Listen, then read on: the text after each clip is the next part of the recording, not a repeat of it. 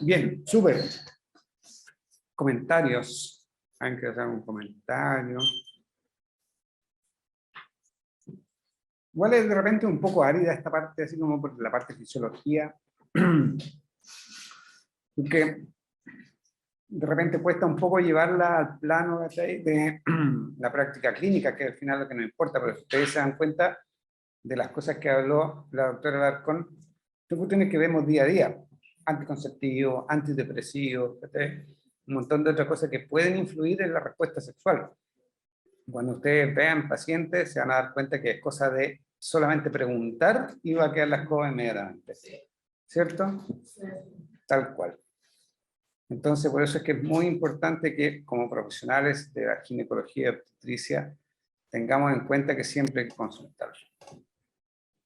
Bien, vamos a pasar entonces ahora a la siguiente clase, que la va a hacer el doctor Diego Arévalo, que es fisiopatología del prolapso genital femenino.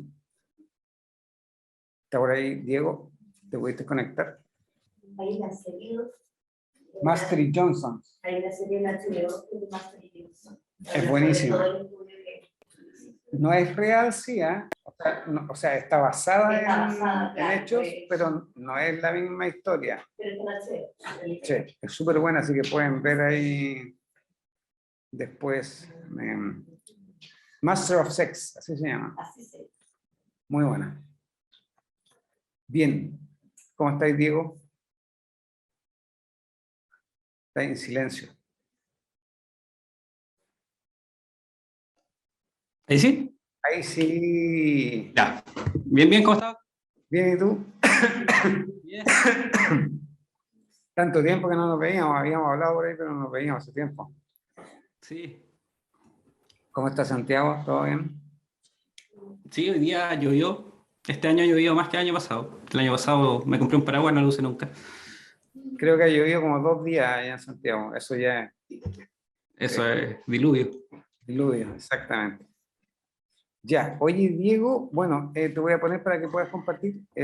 Diego, ¿Ya? les cuento, el Diego es médico ginecólogo de acá de la UDEC y ahora está haciendo su especialidad, el fellow en uroginecología y episopélvico en la Pontificia. Así que nos va a contar acerca de prolapso. Dale nomás, podéis compartir. Ya.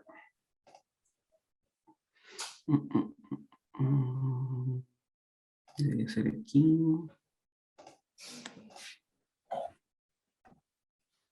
Ya, ¿se ve ahí? Sí. Ya. Chuta, no veo casi nadie.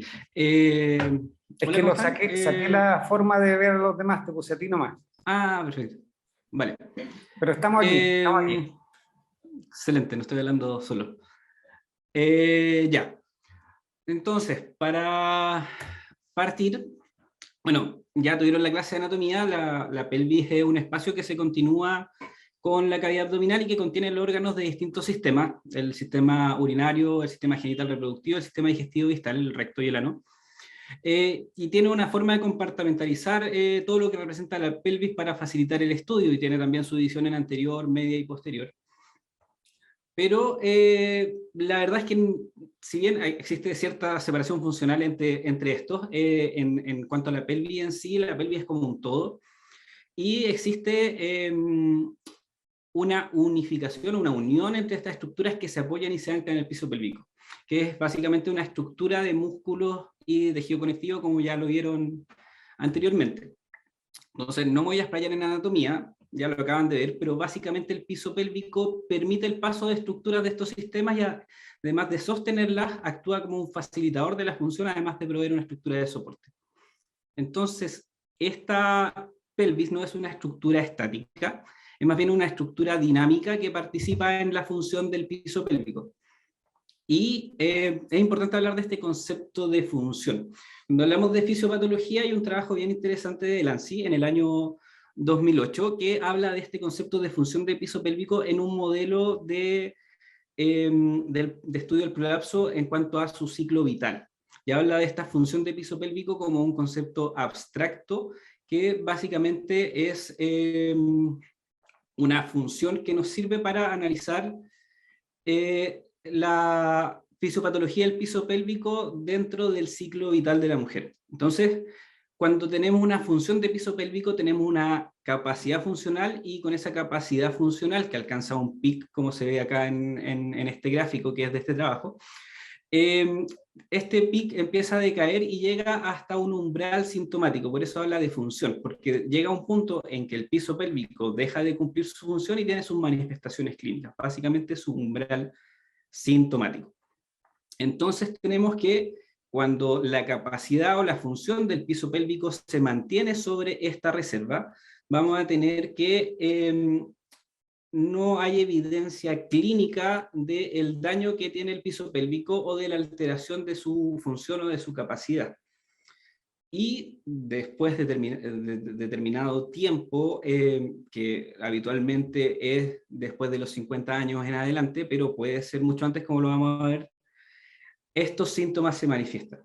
Entonces, él habla en este modelo de factores intervinientes, de factores incitadores y de factores predisponentes.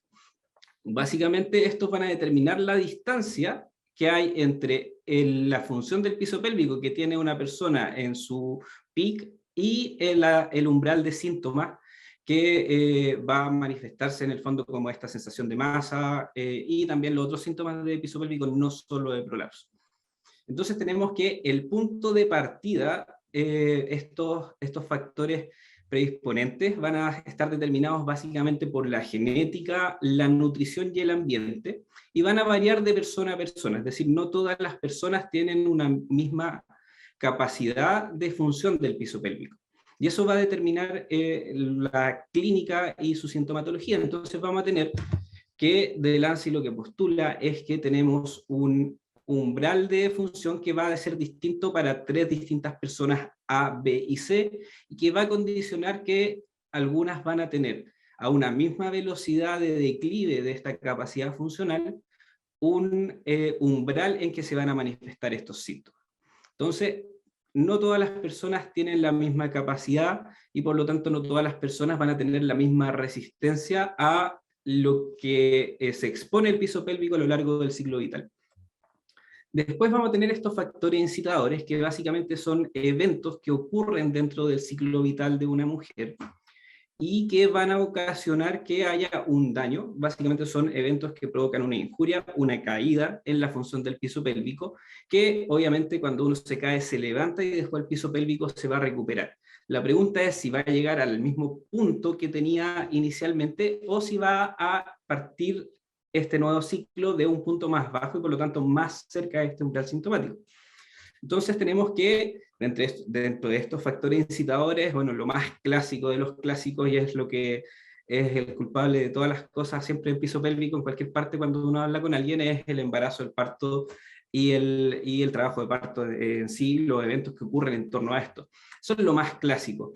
Y tenemos que, en el fondo, cuando ocurre este daño por el parto y este ciclo de reparación, si tenemos una línea que era la que iba a seguir una persona normalmente, puede tener una injuria, recibir el daño, recuperarse después, y después de esa recuperación partir un poco más abajo y quedar más cerca del umbral y por lo tanto desarrollar los síntomas antes. Ahora, no necesariamente solo la injuria va a producir estos síntomas, sino que también los cambios fisiológicos del embarazo, pero después se espera que estos se recuperen totalmente. Y también se da el caso, y yo creo que todos los hemos visto en algún momento, es de pacientes que son muy jóvenes y que después de un evento único pueden llegar a tener tanto daño en su piso pélvico que llegan a llegar más abajo del umbral de síntomas y claramente no se logran recuperar, y pacientes muy jóvenes con síntomas de piso pélvico en general, ya sea prolapso, incontinencia de orina, dispareunia, otras cosas. Y también tenemos que este evento no va a ser único dentro del ciclo, sino que puede tener distintas posiciones dentro del ciclo vital de la mujer, y puede tener distinto impacto también, o sea, puede ocasionar nuevamente una nueva caída en la curva y acercar más todavía este umbral sintomático. Y después tenemos estos factores intervinientes, que son las condiciones que van a afectar la curva de deterioro normal o que van a elevar el umbral de los síntomas. Y básicamente se refiere a los desafíos a los que se somete el piso pélvico dentro de la vida. Generalmente se asocia esto básicamente a la obesidad, a la constipación, a movimientos repetitivos de trauma como los que derivan de un trabajo, una ocupación, básicamente estar constantemente sometiendo a estrés en la musculatura del piso pélvico y los tejidos de sostén, y a condiciones crónicas como las condiciones respiratorias. Entonces vamos a tener que la constipación, la obesidad, las patologías broncopulmonares que producen constantemente tos y que van a estar sometiendo a un desafío constante este piso pélvico, van a hacer que este umbral de síntomas se eleve o que la curva de deterioro de la función del piso pélvico se acelere. Básicamente, si tenemos una aceleración, o sea, un deterioro acelerado de esta función del piso pélvico, vamos a tener que una persona que debería haber desarrollado sus síntomas a los 70 años, o incluso puede más tarde en la vida, lo puede terminar desarrollando a los 50, apoyado además de todos los eventos que ocurren entre medio que van a dañar el piso pélvico. Y en cuanto al impacto del estilo de vida y elevar el umbral, evidentemente una mujer que tiene algún grado de prolapso leve, si trabaja, por ejemplo, yo que tomé mucho tiempo, tenía mucha gente que trabajaba en la pesquera y tomaba cajas de pescado constantemente, y eso obviamente hacía que sobrecargaran su piso pélvico y con prolapsos pequeños tuvieran manifestaciones sintomáticas molestas. Es decir, se eleva su umbral de síntomas. Entonces, en realidad, si su piso pélvico no está tan deteriorado, de todas formas, por su ocupación, es molesto, y ese es el principio fundamental del tratamiento de esta patología, cuando llega a ser molesta. Entonces, para resumir, de Lanzi lo que postula es que existen estos factores predisponentes, incitadores e intervinientes que van a hacer que una persona tenga un momento de presentación de los síntomas que puede ser antes o después dentro de su ciclo vital. Y esa es su teoría. Eso fue lo que se postuló por ahí por el año 2008. Ahora, si uno busca, en realidad, porque todo eso es en realidad bastante teórico y tiene que ver con todos estos modelos epidemiológicos en que asociamos una especie de causa-efecto con ciertos factores. Pero la evidencia actual puede decir otra cosa. Y lo más reciente que hay en esto es una publicación del año pasado, que fue recibida, en realidad año pasado, este año, bien a fin de año del año pasado, que es de un grupo de consulta de la Yuga, que básicamente hicieron varios grupos, y uno de estos grupos se dedicó específicamente al tema que nos convoca hoy día, que es la fisiopatología del prolapso de órganos pélvicos. Entonces ahí hicieron un panel de expertos que fue en realidad por una especie de concurso, y se eligió a las personas que tenían más capacidad y más interés dentro de esto para poder evaluarlo, y analizaron distintos temas. No analizaron todas las cosas que existen, analizaron para lo que había más evidencia, que básicamente eran 4 cosas, o 3,5 en realidad, como van a ver, que es, por un lado, la genética. ¿Qué impacto tiene la genética en la fisiopatología del prolapso de órganos pélvicos realmente? Todo lo que tiene que ver con el embarazo, el trabajo de parto y el parto, todo lo que afecta a la edad de la menopausia, y también hicieron análisis de modelos animales que se han usado. Ahora, la verdad es que los trabajos en modelos animales tienen su qué, son trabajos que en general no son muy comparables entre sí, por lo tanto no pudieron hacer un metaanálisis de la evidencia, y lo que pudieron hacer fue más bien un modelo descriptivo, y en realidad habla más de fisiología más que de fisiopatología del prolapso, habla de los cambios que ocurren con el parto, con la ausencia de estrógeno, con los partos repetidos y etcétera. Entonces eso básicamente en realidad como que no nos aporta mucho específicamente en este tema en este momento, así que de eso no vamos a hablar. A no ser que alguien quiera después preguntar algo. Entonces vamos a partir por la genética. Entonces, ¿cuál fue su pregunta como grupo? La pregunta que querían contestar era si existían losis genéticos específicos de polimorfismo asociados con el prolapso. y evaluaban además la fuerza, la consistencia y el riesgo de seco entre las asociaciones reportadas, y esto lo hacían con unos criterios de clasificación de Venecia, que básicamente analizan estos 3 puntos para determinar la calidad de la evidencia en cuanto a estudios genéticos. Eso lo podemos tocar un poquito más adelante. Entonces ellos analizaron todos los trabajos que hay publicados en relación a genes, que son todos estos que están acá. Tienen el símbolo de los genes, el polimorfismo, el número de estudios que tenían, el número de participantes. Habían estudios con 300 participantes y habían estudios con 1800 participantes. Y vieron en el fondo qué evidencia podían obtener de esta gran base de datos genética que se ha estado construyendo en el tiempo. Básicamente encontraron 4 genes que eran los que estaban vinculados al prolapso de órganos pélvicos con algún grado de evidencia.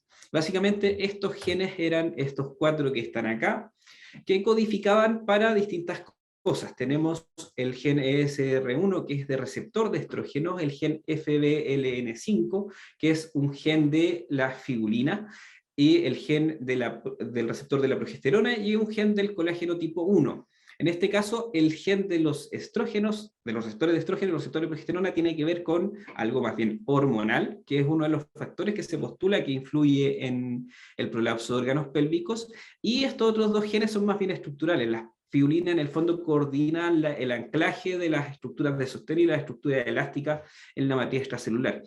Y el colágeno, que es el colágeno tipo 1, que es el más común que hay en el cuerpo humano. Entonces, estos 4 genes son los que, o estas 4 polimorfismos, que son los que están acá, son los que ellos encontraron que eran los que tenían cierto nivel de evidencia en cuanto a su rol en el prolapso de órganos pélvicos. Entonces, como ya lo dije, tenemos el receptor de estrógeno, el receptor de progesterona, una de las fibulinas y el colágeno tipo 1.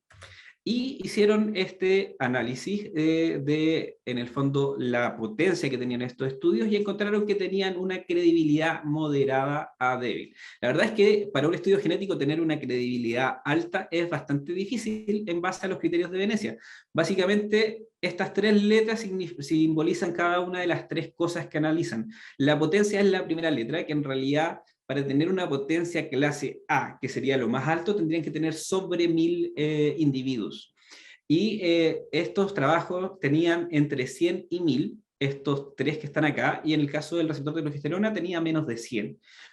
Encontraron que la reproducibilidad, es decir, en el fondo, si habían otros trabajos que habían encontrado lo mismo, o si después se había hecho un metaanálisis y habían visto que la evidencia estaba respaldada de cierto modo, lograron encontrar una muy buena calidad de evidencia para el receptor de progesterona y para el receptor del colágeno, y una evidencia moderada para el receptor de progesterona y para la fibulina.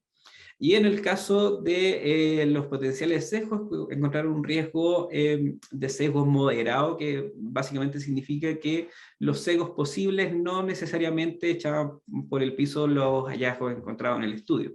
Entonces tenemos estos 4 genes. Ahora, ¿eso qué significa en síntesis? En síntesis sabemos que hay 4 polimorfismos genéticos que tienen una asociación moderada o débil y que podrían explicar parte de la asociación con el prolapso heredable. O sea, una pregunta que uno tiende a hacer en los pacientes es: ¿tiene algún familiar que haya tenido prolapso antes? ¿Cuántos familiares tiene? ¿Quiénes son? En el fondo, como para tratar de construir esta paciente con más factores de riesgo que pudiera modificar a lo mejor alguna conducta. Pero la verdad es que, a diferencia de otros genes, como por ejemplo los genes BRCA, no es una información que sirva hoy en día en la evaluación clínica o en el screening de pacientes, o para tomar en el fondo una consejería activa. Así que no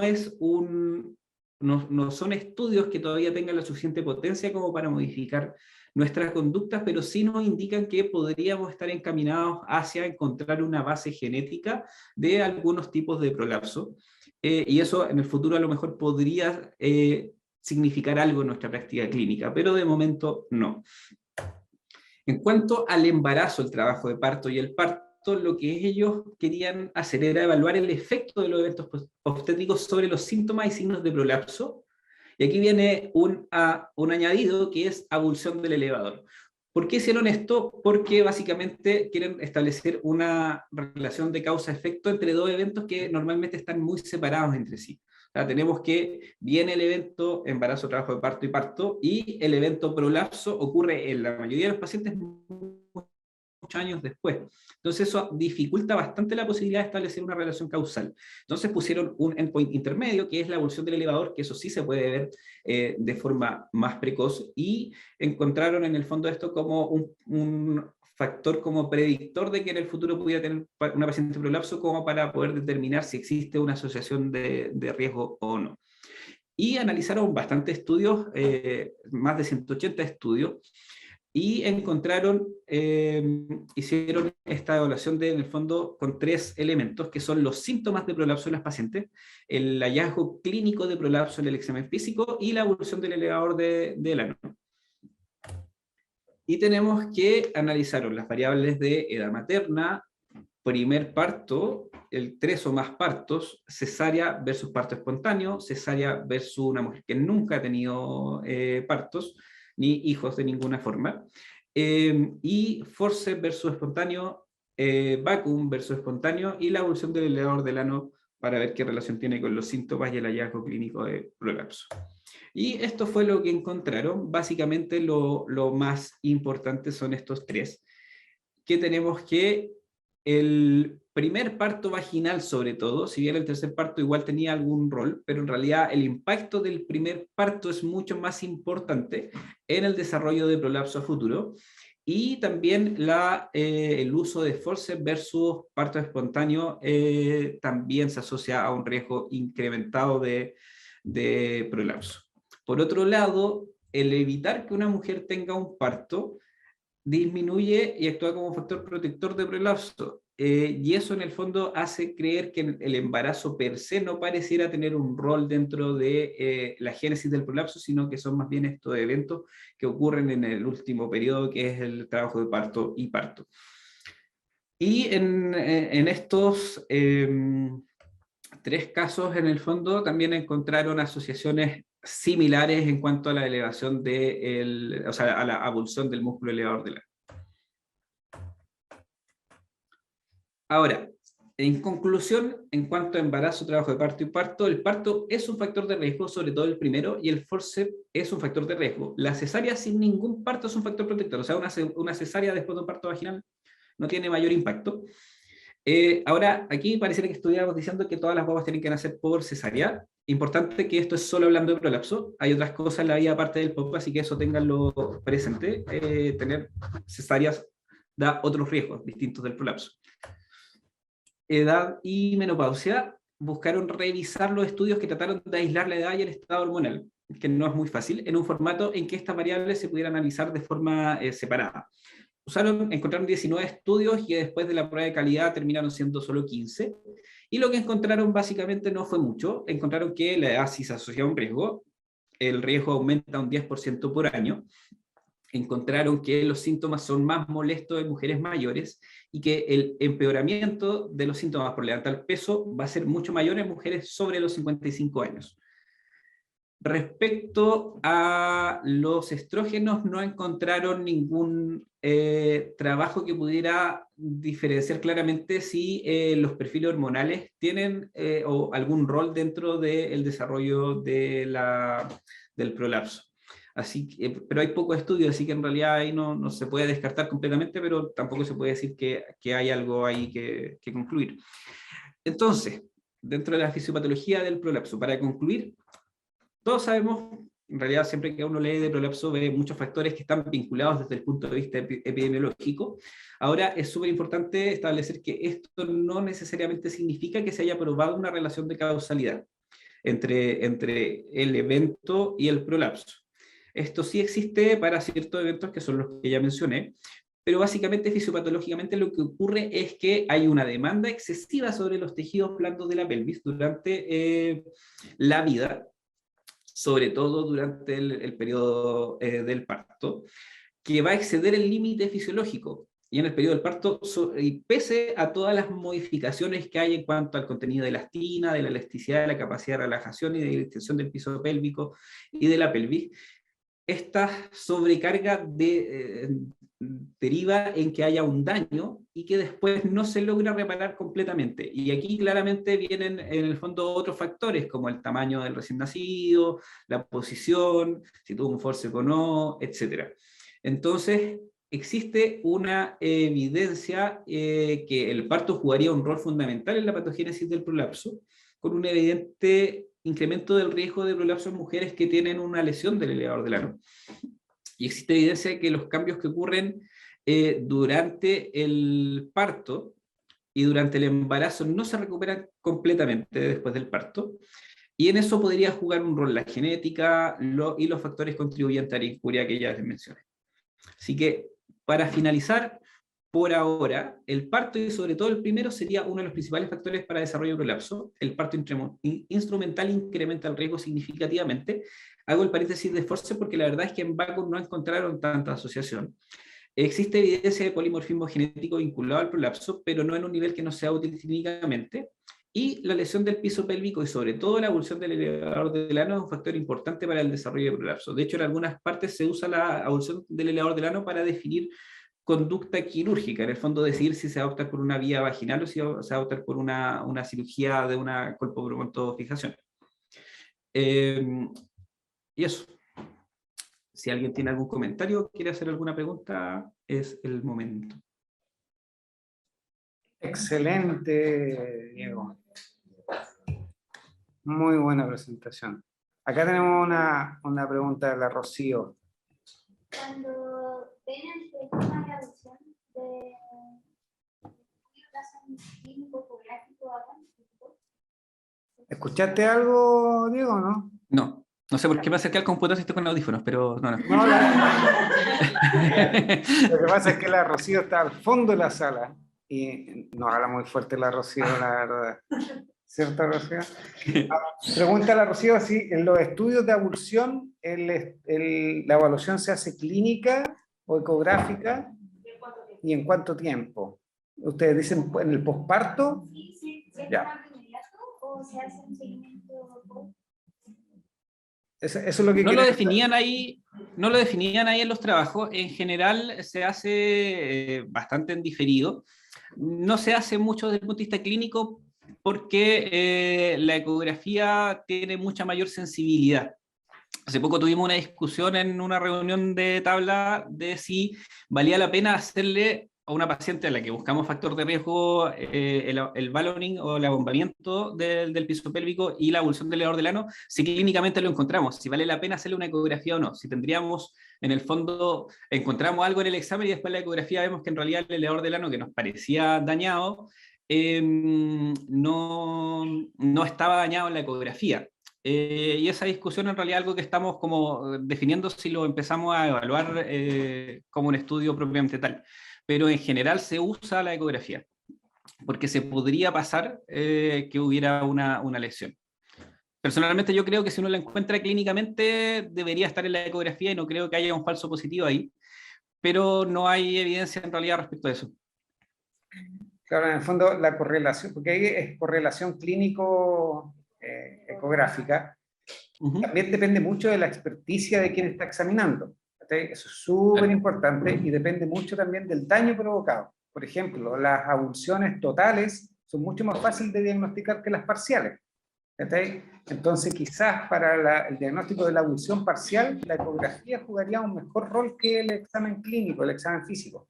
En cambio, para las totales, como dice el Diego, si uno las pilla, es seguro que van a aparecer en la ecografía, ¿ya? Ahora, el tiempo después del parto en que hacerlo, habitualmente lo hacemos posterior a la... Es que hay estudios que lo hacen así como al día después de que parieron, ¿cachai? Hay estudios que lo hacen a las 6 semanas, hay estudios que lo hacen a las 12 semanas. Y es variable los resultados porque resulta que de repente la inflamación que se produce en los tejidos camufla, por así decirlo, o da falsos negativos.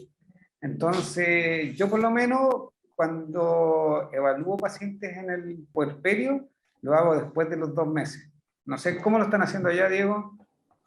Sí, igual es después. Lo que pasa es que en el fondo pasa algo similar que cuando uno tiene sospecha de lesión del esfínter, de una lesión inadvertida, que en el fondo en realidad la ecografía no necesariamente va a servir de mucho y el dedo entrenado, sobre todo por este doctor británico que en este momento no me acuerdo el nombre, que hace el pill rolling, él menciona que claro, el dedo entrenado va a ser superior a la ecografía en el periodo inmediato. y que básicamente deberíamos hacer un examen acabado del esfínter en todos los partos, independiente de si tenemos sospecha de lesión o no, para poder diferenciar la normalidad de la anormalidad. Pero claro, en una ecografía es muy posible que por inflamación no se logre diferenciar. Estamos viendo tejidos en el fondo que después de un parto están bastante maltratados, y después viene todo el periodo de recuperación fisiológico, que muchas veces no logra llegar a la recuperación total. Y como también lo que queremos ver en el fondo es si ocurre esta recuperación o no, en general igual va a ser más útil evaluarlo después. Porque esa es la duda en el fondo, si después de un parto la pelvis se logra recuperar bien o no. Claro, porque ahí también tiene que ver, porque eso es lo que de repente, porque nosotros también hemos pensado quizás si es útil implementar, por ejemplo, la ecografía postparto, ¿cachai? Como para hacer el diagnóstico, porque se sabe que hay aproximadamente un 30% de daño que pasa inadvertido, ¿cachai? Daño en el esfínter anal como en el tubo rectal, y que son precisamente lo que decía el Diego, es la injuria que después con los años aparece. Entonces, ¿de qué te sirve hacer eso? ¿Cachai? Hacer la ecografía a todos. Si en realidad lo que tienes que hacer es que todas hagan una prevención secundaria. O sea, si la mujer parió, la tenéis que mandar a hacer kine, ¿cachai? Fortalecer el piso, independiente de lo que tenga. Ahora, si tienes ya sintomatología y tú piensas un daño mayor, ahí ya son otro tipo de intervenciones. ¿Cachai? Pero si es una paciente asintomática, la verdad es que hacer la ecografía quizás en el sistema público no tiene sentido. O sea, en el privado, si alguien quiere saber cómo está su piso pélvico, fantástico, que pague por eso.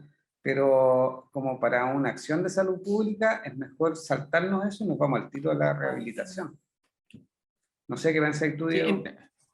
sí, en general me acordé de una vez que fui con Guzmán el año pasado a hacer ecografías de piso pélvico, y nos llegó una paciente que efectivamente no tenía nada, no fue derivada por nadie, y que quería hacerse una ecografía de piso pélvico para ver cómo estaba su piso pélvico. En realidad, no una ecografía que sea muy útil, porque ella no tenía nada que buscar. La ecografía de piso pélvico es un examen que en realidad igual busca responder una pregunta. No es como una ecografía estándar en que uno dice ecografía ginecológica. Uno dice, quiero una ecografía de piso pélvico para evaluar factores de riesgo de recidiva de prolapso. Quiero una ecografía de piso pélvico para evaluar si la malla está funcional o no. Quiero una ecografía de piso pélvico para ver si hay hipermotilidad uretral o no. Entonces, en realidad, hacer una ecografía, sí, como porque sí, no tiene mucho sentido. Y en general, como sospechamos que la injuria va a ser mayor en ciertos casos, por ejemplo, una guagua de más de 4 kilos, un trabajo de parto muy prolongado, un forceps, en general tiende a ser una muy buena estrategia, y de hecho nosotros en Tomé lo hacíamos, como teníamos una kinesióloga de piso pélvico que era la Carolina Monsalve. Lo que hicimos fue que todas las pacientes de Tomé que tuvieran parto en Tomé iban a kine de piso pélvico, independiente de eso, porque no eran tantos partos, y las pacientes de Tomé que tenían su parto en higueras y que tenían factores de riesgo, un trabajo de parto prolongado, que habían tenido ya varios partos, que eran obesas, o que habían tenido una guagua grande, o que habían tenido un parto instrumental, las mandábamos igual a kine de piso pélvico de forma preventiva. El impacto de eso, la verdad es que no lo vamos a ver ni mañana ni pasado, va a ser en mucho tiempo más, y en unos años más a lo mejor podríamos ver si las pacientes que vienen con prolapso y que tuvieron sus partos en el Servicio de Salud Talcahuano tuvieron o no tuvieron esta quine profiláctica, porque algo que es muy a largo plazo. Y hay que recordar una cosa, en general, las pacientes, la mayoría de las pacientes tienen una muy mala propiocepción del piso pélvico. Y en general la kinesioterapia ayuda bastante en eso. Un ejemplo súper burdo, una vez yo tuve una lesión de tobillo mucho tiempo, y fui al kinesiólogo por fin después de mucho hacerle el quite, y el kinesiólogo me decía, en realidad, cuando tú vienes para acá no es que yo haga algo para fortalecer tus tendones ni tu músculo ni nada, lo que te hago es mejorar tu propiocepción y reentrenar tu propiocepción, porque eso evita nuevas lesiones. Entonces, la propiocepción es súper importante en el piso pélvico para en el fondo, hacer ciertos movimientos cuando se hacen fuerzas excesivas para evitar el daño, y también para lograr que los ejercicios sean efectivos. Entonces, la quine preventiva pudiera tener un rol en ese sentido. Exactamente. Amén. Carlos. Yo quería preguntar, yo sé que las ecografías de piso pélvico son, como habían dicho, no una ecografía convencional, que tiene otros parámetros que se miden de forma especializada. Yo, en lo personal, nunca he leído un informe de una OIA, o sea, nunca he visto cómo hacen alguna. Si en el caso de que me llegara algún informe o ¿qué es cuál es el parámetro que yo me tendría que fijar en una ecografía de ese tipo que me predice alguna alteración? O sea, más que nada como para yo poder leer esa ecografía, más del informe, yo diga que tiene daño, ¿qué parámetro es que me tengo que fijar? ¿Escuchaste, Diego?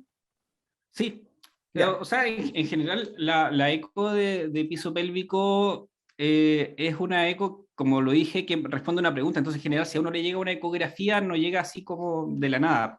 Llega en respuesta a algo que uno preguntó.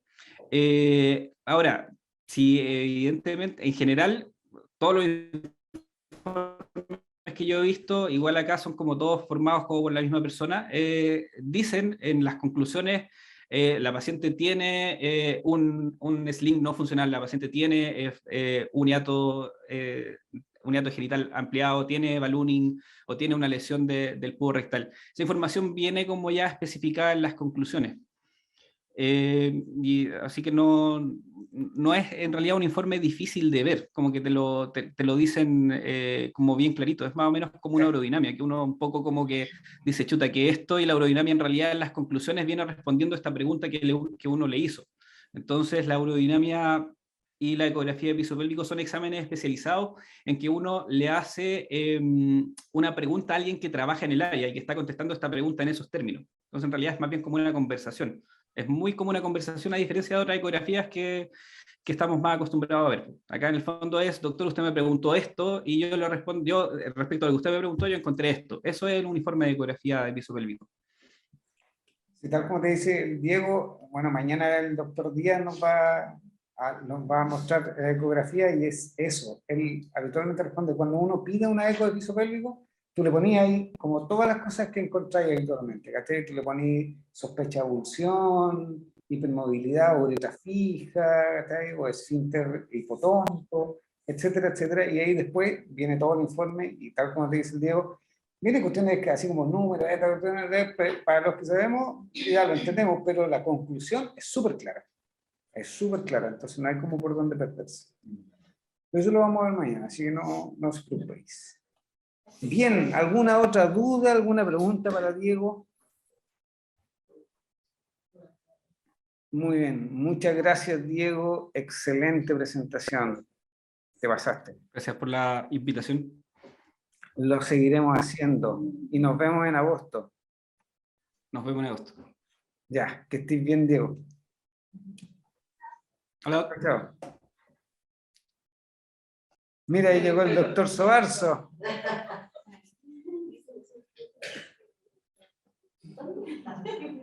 Bien, ¿cómo estamos?